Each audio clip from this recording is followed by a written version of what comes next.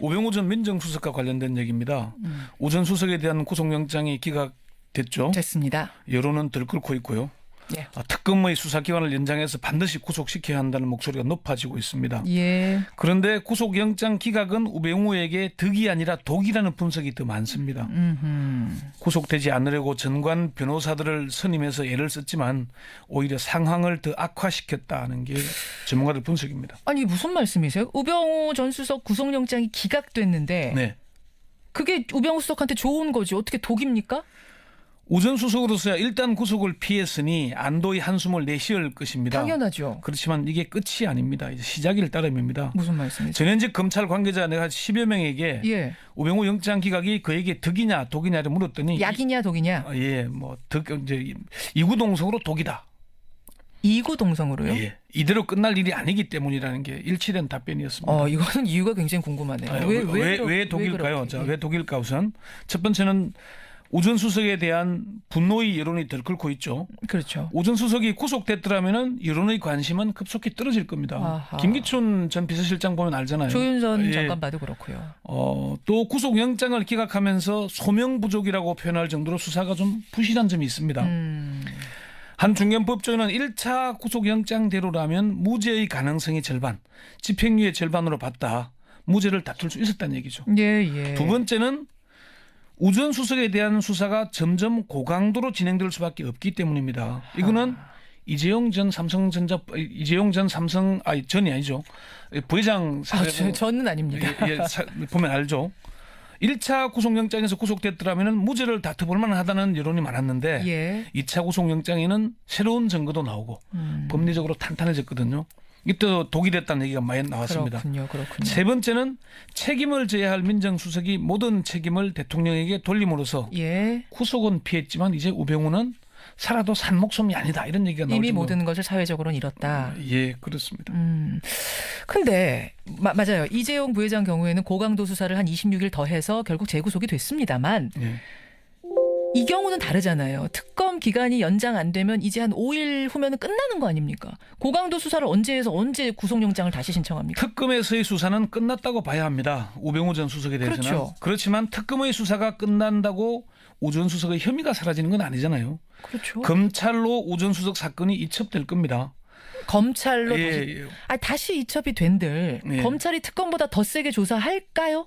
제대로 할 수밖에 없을 겁니다. 어쩌면은 검찰의 마지막 기회를 주는 것인데 예. 이 기회마저 놓친다면은 검찰은 국민적 신뢰를 회복할 수 없을 것이고 수사권을 경찰에 넘기게 될 것이고 공수처도 설립될 것이고 모든 걸 다 이렇게 될 겁니다. 우리 식구 봐줬다라는 그러니까 당신들 식구 봐줬구나라는 국민적인 눈총이 있다는 걸 의식한다는 거군요. 그러니까 지금 특검의 수사 성과는 검찰이 얼마나 무능했는지 제대로 수사를 안 했는지를 보여주는 거잖아요. 그렇죠.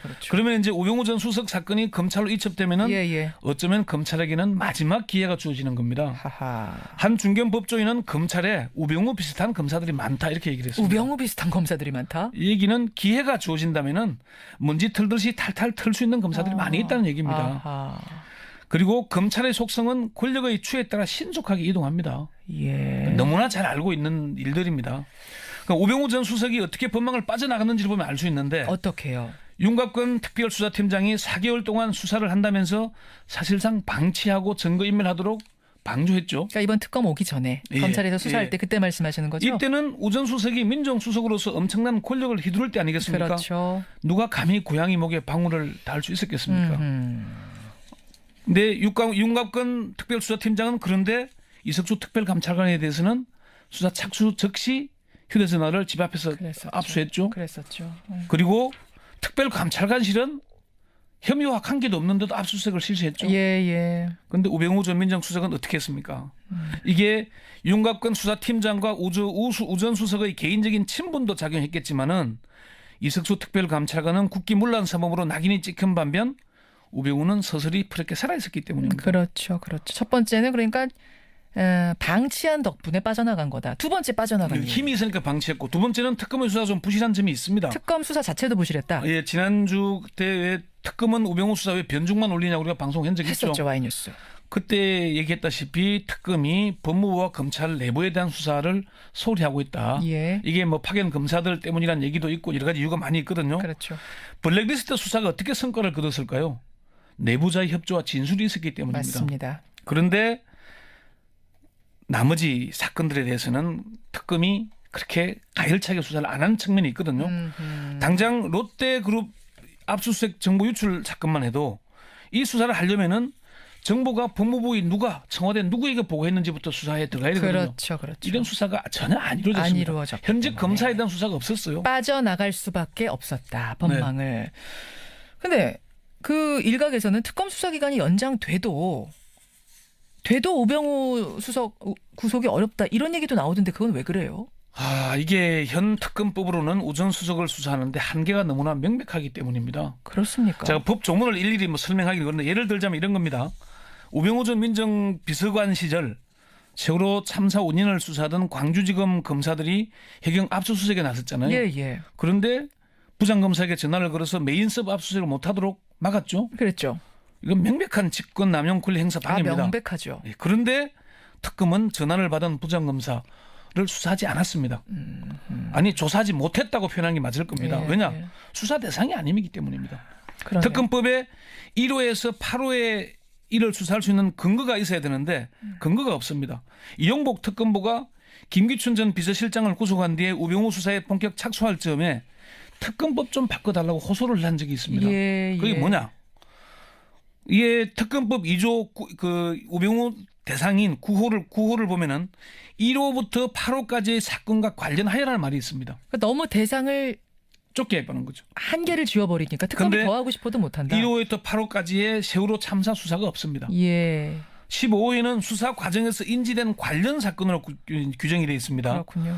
특검이 우전 수석을 수사하다 개인 비리를 적발하더라도 못해요. 관련 사건이 아니니까 수사를 못하게 절대 되는 못하는 겁니다. 상황. 따라서 특검의 수사 기간이 연장되더라도 우병우 전 수석은 구속하기가 쉽지 않다. 결국 우병우 전 수석은 검찰로 넘어가서 예. 어떤 수사에 제한 없이 수사를 할 때, 그리고 검찰이 정말 성역 없이 제대로 한다고 전제할 때 구속될 것이다. 검찰은 안 할 수 없게 돼 있습니다. 안 할 수 없는 상황이다. 이거 정말 몰랐던 부분인데 또 이러네요. 그래서 오늘의 주제, 우병우 전 수석의 구속영장 기각이 왜 우병우 수석에게 독이 됐는가? 결론이 나옵니다. 이게 검찰의 우병우 스타일이라는 말이 있어요. 우병우 전 민정수석이 검사로 재직할 때 수사 방식 때문에 그런 말이 있는 어떻게 겁니다. 했어요? 우 전 수석의 스타일이 가장 잘 드러나는 사건이 서울중앙지검 검조부장 시절 교직원 공제 이사장 사건입니다. 예. 구속영장이 2번이나 기각됐는데 먼지 털듯이 지독하게 주변을 탈탈 털어서 결국 배임 수재로 구속시켰습니다. 2번이나 영장이 기각됐는데 예. 세 번째 예. 얼마나 털었으면? 예, 그리고 뭐 우리가 대검 중수부 과장 시절 노무현 전 대통령 사건도 그렇죠. 태광실업 박연차 회장에 대한 수사 방식이 먼지털이 방식 아니었습니까? 그렇죠. 결국 노 전 대통령을 죽음으로 몰았죠. 예. 이제 우 전 수석이 칼잡이의 입장이 아니고 칼날을 받는 입장이 된 겁니다. 그렇죠. 검찰은 조직의 명운을 걸고 우 전 수석을 수사해야 됩니다. 그런데 우 전 수석이 매를 일단 피했습니다.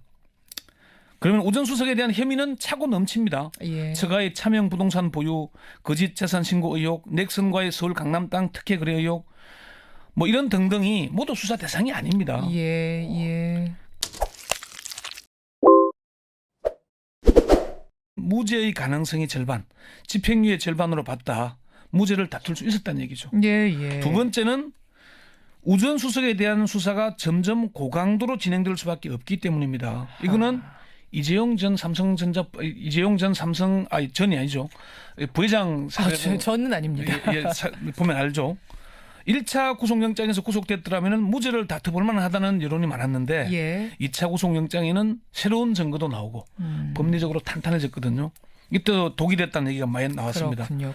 세 번째는 책임을 져야 할 민정수석이 모든 책임을 대통령에게 돌림으로써 예. 구속은 피했지만 이제 우병우는 살아도 산 목숨이 아니다 이런 얘기가 나오죠. 이미 모든 것을 사회적으로는 잃었다. 예, 그렇습니다.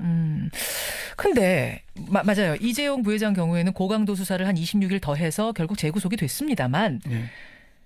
이 경우는 다르잖아요. 특검 기간이 연장 안 되면 이제 한 5일 후면은 끝나는 거 아닙니까? 고강도 수사를 언제 해서 언제 구속영장을 다시 신청합니까? 특검에서의 수사는 끝났다고 봐야 합니다. 우병우 전 수석에 대해서는. 그렇죠. 그렇지만 특검의 수사가 끝난다고 오 전 수석의 혐의가 사라지는 건 아니잖아요. 그렇죠. 검찰로 오 전 수석 사건이 이첩될 겁니다. 검찰로 예, 다시 이첩이 된들 예. 검찰이 특검보다 더 세게 조사할까요?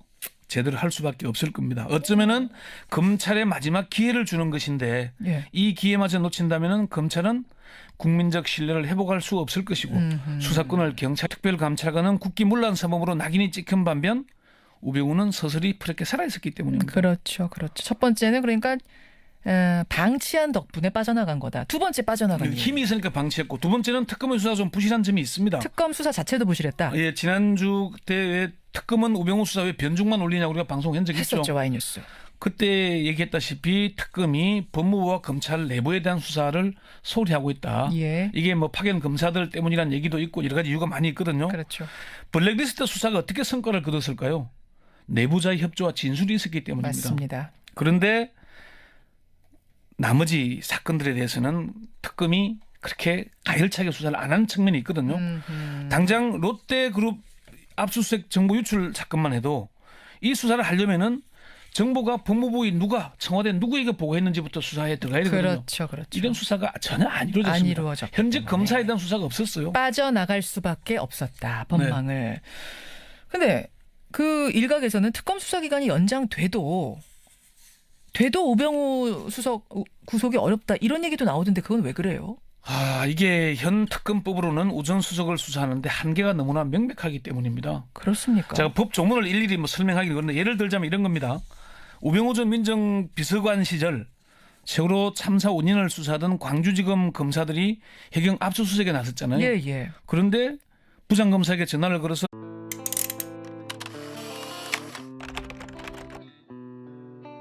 우병우 전 민정수석과 관련된 얘기입니다. 오 전 수석에 대한 구속영장이 기각됐죠. 됐습니다. 여론은 들끓고 있고요. 예. 특검의 수사기간을 연장해서 반드시 구속시켜야 한다는 목소리가 높아지고 있습니다. 예. 그런데 구속영장 기각은 우병우에게 득이 아니라 독이라는 분석이 더 많습니다.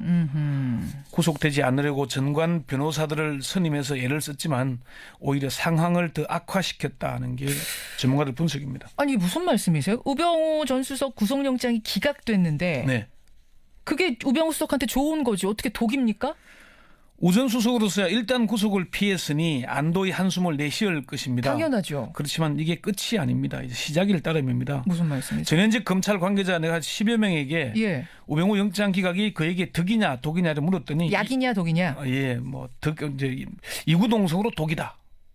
이구동성으로요? 예. 이대로 끝날 일이 아니기 때문이라는 게 일치된 답변이었습니다. 이거는 이유가 굉장히 궁금하네요. 왜 독일까요? 왜 독일까 우선 첫 번째는 오 전 수석에 대한 분노의 여론이 들끓고 있죠. 그렇죠. 오 전 수석이 구속됐더라면은 여론의 관심은 급속히 떨어질 겁니다. 아하. 김기춘 전 비서실장 보면 알잖아요. 조윤선 예. 장관 봐도 그렇고요.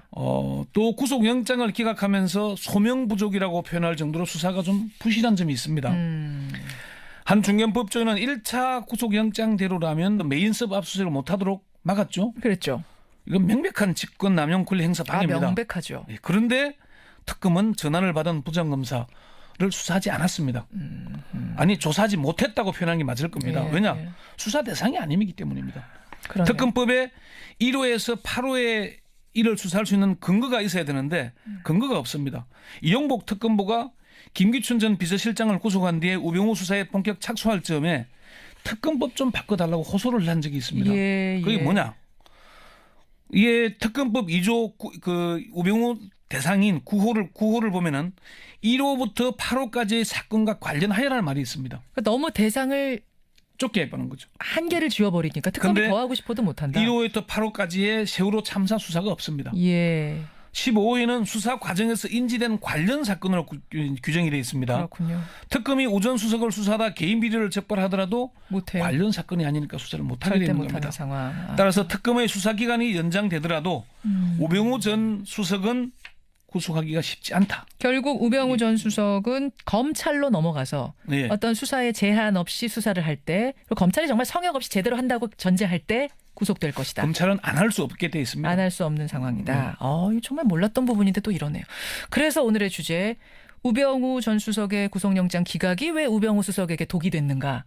결론이 나옵니다. 이게 검찰의 우병우 스타일에 넘기게 될 것이고 아하. 공수처도 설립될 것이고 모든 걸 다 이렇게 될 겁니다. 우리 식구 봐줬다라는 그러니까 당신들 식구 봐줬구나라는 국민적인 눈총이 있다는 걸 의식한다는 거군요. 그러니까 지금 특검의 수사 성과는 검찰이 얼마나 무능했는지 제대로 수사를 안 했는지를 보여주는 거잖아요. 그렇죠, 그렇죠. 그러면 이제 우병우 전 수석 사건이 검찰로 이첩되면은 예. 어쩌면 검찰에게는 마지막 기회가 주어지는 겁니다. 하하. 한 중견 법조인은 검찰에 우병우 비슷한 검사들이 많다 이렇게 얘기를 했습니다. 우병우 비슷한 검사들이 많다. 이 얘기는 기회가 주어진다면은 먼지 털듯이 탈탈 털 수 있는 검사들이 많이 있다는 얘기입니다. 아하.